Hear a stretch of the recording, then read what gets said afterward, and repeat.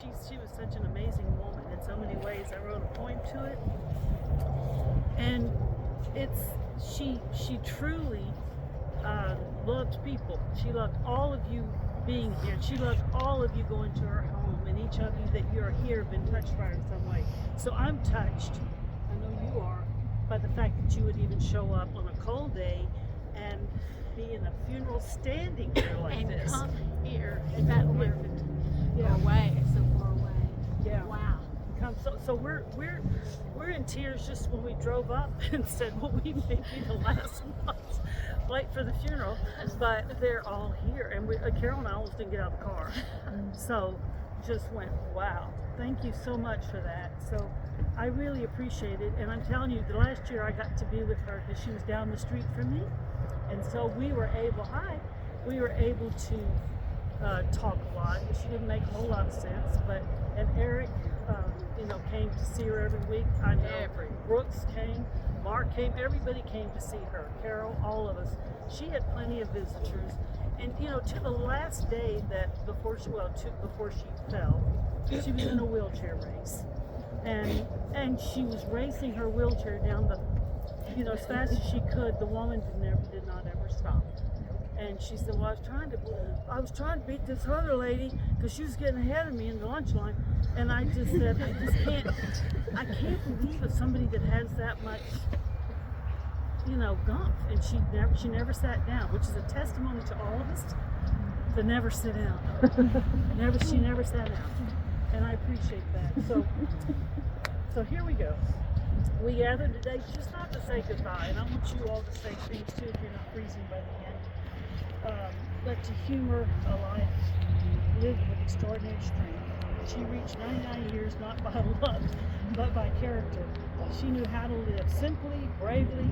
She lived 99 years without relying on pills or shortcuts.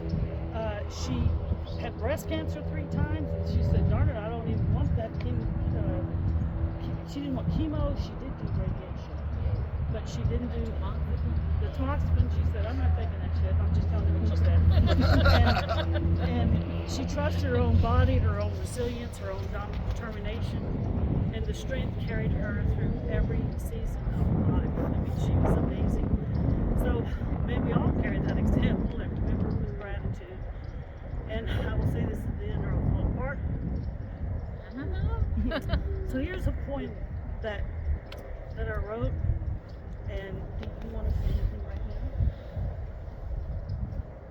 I do know that one really important thing that maybe she knew she was doing, I don't know, but she made sure that spiritual life part was something that her girls were going to get. We got to Sunday school, we got to a church, we heard what God was going to do for us. And music?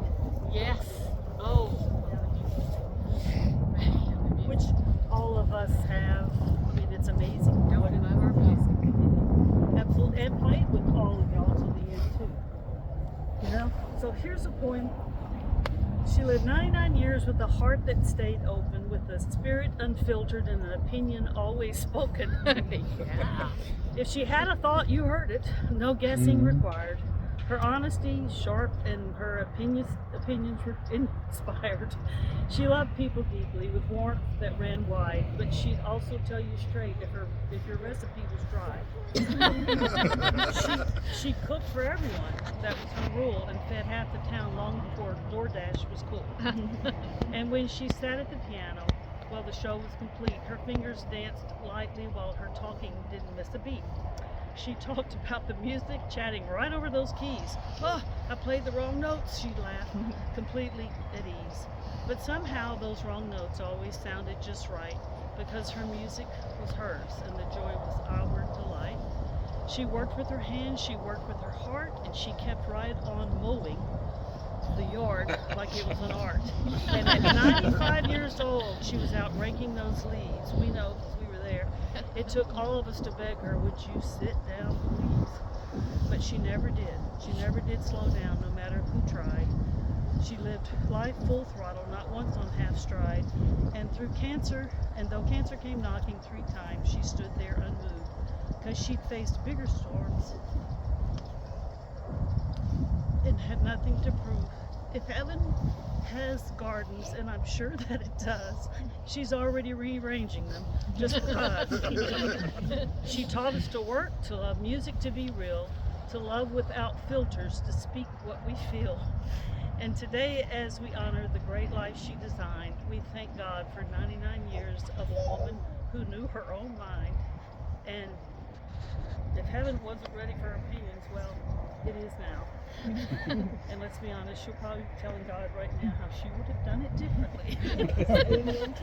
And we appreciate that. So I would love for any of you to speak, and I know Terry